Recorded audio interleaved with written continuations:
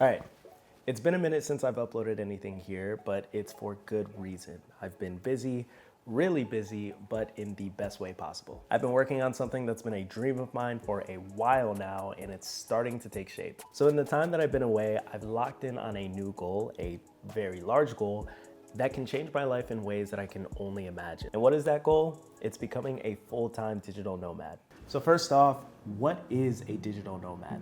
I thought the best way to talk about that is by pulling up the actual definition. According to Google, it is a person who earns their living working online in various locations of their choosing. For me, being a digital nomad is all about freedom.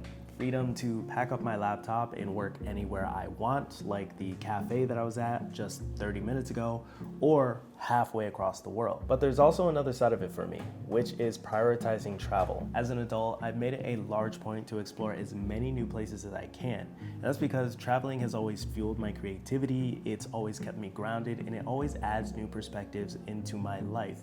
And so because of that, the digital nomad lifestyle is not just about remote work, at least for me. By becoming a digital nomad, I get to merge two things that are really important to me, my work and my passion for travel. And this is completely doable. At least from my experience, from what I've seen in research, is that there's over 65 countries now offering digital nomad visas. So how did I get to this point in my life, and what made me want to go down this digital nomad journey? Well, a few things. For one, and this is a little bit more recently, I've been doing a lot of traveling and I've been prioritizing traveling as an adult.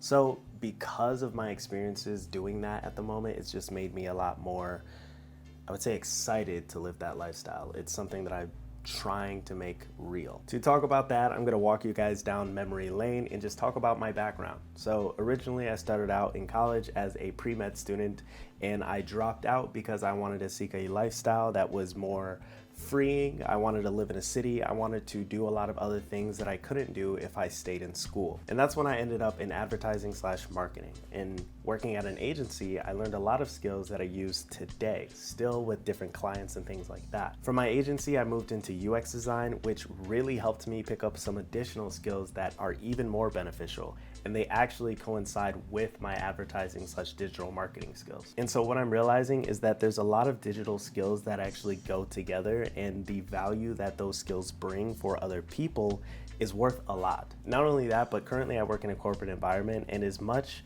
fun as it is to climb the corporate ladder, I am struggling to sometimes just play by the rules and stick it through.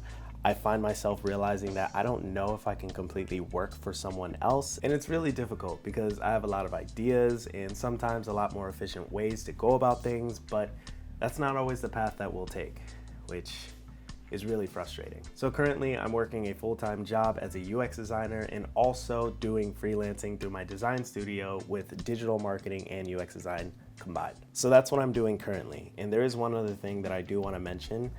Every country has different requirements to qualify for the digital nomad visa. The country that I'm aiming for is Spain at the moment, and they have very specific requirements in terms of income. So I think this is actually very beneficial for me because it gives me a tangible goal to hit every month. Spain has a monthly income requirement for their digital nomad visa. And in order to qualify for that, none of the income that you make can come from your W-2, which means all of the money is outside of your employer.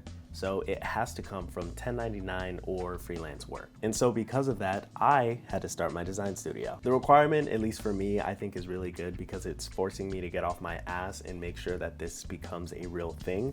I have to hit that monthly requirement every month for a year in order to qualify for the visa. So in order to even stay within the country. And what are my other options? There are none. So all in all, it's pretty good. Plus, the minimum amount that they have is pretty close to what I budgeted as a month-to-month spend that I'll need to even survive. So there we go. All right, I've been recording this video for a little bit of time now. It's almost 7 p.m. and I am starving. So I'm gonna go eat real quick. Maybe you guys can join me.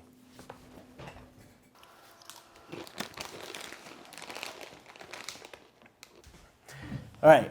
So now let's go over a few things that I actually need to consider before I make that move. The first thing that I need to consider is obviously being alone, but also starting a new community completely from scratch. I currently live in Los Angeles, California, and this is the first place that I've moved to post-college, and I definitely had the struggles of starting a new community within a completely different city, but it also came with a lot of ease because a lot of people from my college moved out here. So I had a lot of mutual friends and friends that I met through those friends as well. So it didn't feel like I did the work completely on my own. Moving to a completely new city, which is outside of the country alone, where I don't even know a single person there, seems like a more difficult challenge. So it's definitely gonna be difficult, but I'm actually super open to just doing that. Starting completely from scratch, getting to know people, finding different areas where I can build community.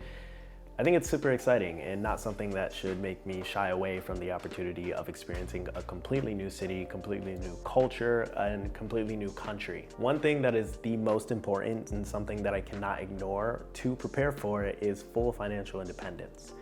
Because of how the visa works, where you need to make a certain amount per month in order to qualify for it, I need to make sure that what I'm doing is actually fulfilling my financial goals, the budget that I need to sustain myself living abroad. And not only that, but I also need to consider a lot of other things, such as scaling, traveling back to the US to visit family, other things that I can consider in my yearly budget, I would say. And that also goes along with my career, because even though I might be able to make money here and there with freelancing, maybe I might do random projects and things like that, I still don't want to stay stagnant where I am career-wise. I want to build on something. Maybe later on, I might jump into a company. So I don't want to just like pick up random projects that are just there for money. I want to do things that are very relevant to what I'm doing right now so that I can continue to grow as an individual, as a designer, as a creative. Another very large factor that I definitely need to consider is learning the language, and that's a big struggle of mine, at least right now. I visited Spain twice, and the first time I knew no Spanish. The second time I knew very little, very little, enough to slightly get by, but it was still very difficult. It was definitely a wake-up call the second time that I visited, because that was recently, that was just 2 weeks ago. I've been learning Spanish for at least 200 days now. It is hard to learn a new language.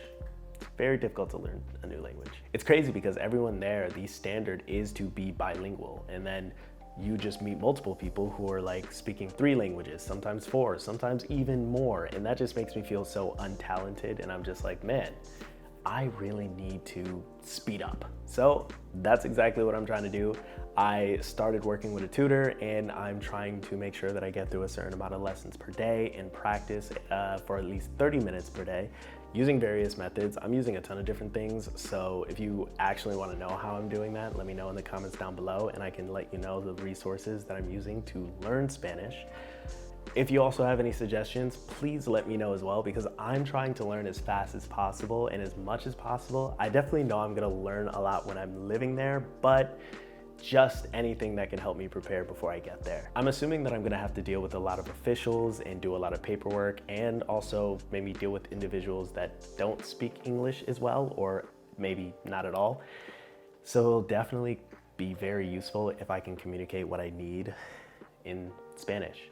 So please let me know if there are any other resources that you would recommend that could help me, any methods, things like that, because it is my #1 priority, obviously. And then another thing that I definitely need to consider, which it's a spectrum of stuff, but it's things that I can't ignore. It's things such as my phone service, my healthcare, what I'm gonna do with all of my furniture in my apartment right now. So many things that I need to consider before moving that it feels slightly overwhelming, but I'm trying to break it up piece by piece and learn a little bit more as the time goes on.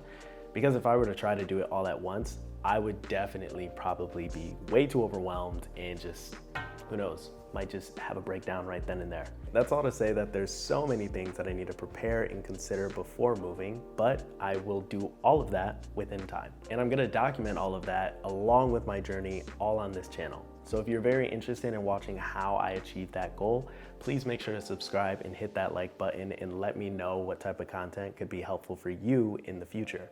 Thank you so much for watching. I really appreciate it, and I will see you guys in the next one. Bye.